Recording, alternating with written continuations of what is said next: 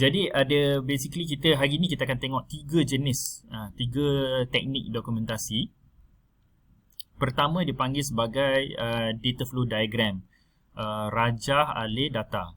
Okey, jadi rajah alih data ni dia menggambarkan flow of data. Dia akan menggambarkan pergerakan data di dalam sistem. Jadi fokus kepada DFD ni ialah dia nak tunjukkan data. Data bergerak daripada satu pihak ke satu pihak, ataupun data tu bergerak daripada satu proses ke satu proses. Sebab biasanya dalam DFD ni bila kita sebut tentang proses ni ialah satu perkara yang mengubah bentuk data. Data daripada satu bentuk berubah kepada bentuk lain, itu melalui proses lah, data proses. So data flow diagram ni dia adalah satu bentuk diagramming yang dikata visually simple. Maknanya secara gambaran dia adalah simple. Kalau kita tengok di bawah ni dia hanya ada empat simbol saja yang kita perlu tahu dalam DFD. Jadi dia simple dan can be used to represent the same process at a high or detailed level. Jadi kita boleh gunakan DFD ni untuk menggambarkan proses pada peringkat yang tinggi. Masuk peringkat tinggi, peringkat yang highly summarized, peringkat yang ringkas lah, peringkat yang ringkas. Tapi dalam masa yang sama, melalui rajah yang sama, kita boleh lihat kepada satu proses yang sama tetapi di peringkat yang lebih terperinci, detail level, supaya kita boleh nampak dia punya sub proses contohnya kan. Jadi kita boleh lihat pada peringkat umum dan kita boleh drill down lah kepada peringkat yang lebih terperinci. Jadi dia beritahu sini ada 4 basic element. Jadi ada 4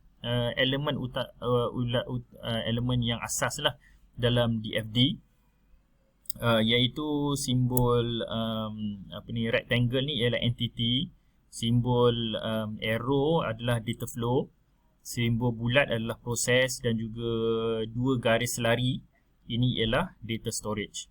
Okey, kita akan tengok lagi dengan lebih terperinci. Okey. Jadi simbol rectangle, simbol segi empat tepat, dia dipanggil sebagai entity. Dia menggambarkan source of data, daripada mana datangnya data atau input into the system. Okay, jadi kita mengkaji tentang sistem, tetapi sistem itu mengutip data daripada pihak-pihak tertentu. Jadi pihak-pihak tertentu itu digambarkan dengan entity. Begitu juga entity ni menggambarkan destinasi data ataupun destinasi output daripada sistem. Jadi bila sistem kita memproses data, sistem kita akan menghasilkan laporan contohnya. Laporan ni akan pergi kepada siapa? Siapa yang akan tengok laporan kita? Jadi yang siapa ini akan digambarkan dengan simbol entity. Okey, maknanya sumber data, the source of data, dan juga destination of data. Okey, sumber dan destinasi data. Okey, itu entity. Simbol yang kedua ialah data flow. Jadi data flow ni ditunjuk dalam bentuk arrow. Jadi dia data flow menunjukkan movement of data. Movement of data among entities. Simbol yang kedua ialah di dalam DFD ialah data flow. Jadi data flow ni digambarkan dengan simbol arrow, dan data flow ni dia menggambarkan movement of data, pergerakan data antara entity, antara proses, dan antara data store. Jadi sebab data dia boleh bergerak daripada entity kepada proses, data boleh bergerak daripada proses kepada satu proses yang lain, dan juga data boleh bergerak daripada satu proses ke data store. Okay, daripada satu proses kepada satu data store, ataupun data boleh bergerak daripada satu data store kepada data flow. Data boleh bergerak antara entity, boleh bergerak antara proses, dan bergerak antara data store. Dan data flow juga perlu dilabelkan, perlu beri nama lah, supaya pembaca boleh faham data apa yang bergerak ni. Okey, simbol yang ketiga ialah simbol bulat, iaitu proses. Okay, jadi dia menggambarkan perubahan data. Jadi dalam DFD ni proses dia fokus kepada perubahan data lah. Okey. Proses maknanya proses kat sini bukannya fokus kepada proses perkilangan, okey, mengubah barang kepada barang, tetapi dia lebih kepada mengubah data. Sebab akhirnya sistem maklumat perakawanan nama pun sistem maklumat kan. Jadi bila kita gunakan DFD ni untuk menggambarkan bagaimana data berubah menjadi maklumat. Jadi apa yang mengubah data tu ialah proses.